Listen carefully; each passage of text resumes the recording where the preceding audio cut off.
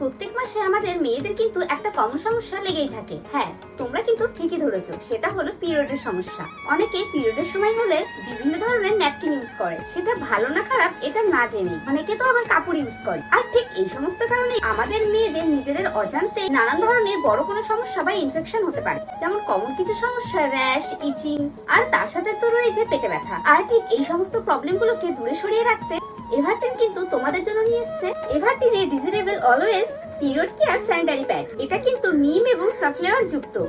এটি ব্যবহার করলে কোনো রকম র্যাশ এবং ইনফেকশন হয় না। প্যাডটি ডিজাইন করা হয়েছে যাতে তোমরা লং টাইম ধরে পড়তে পারো।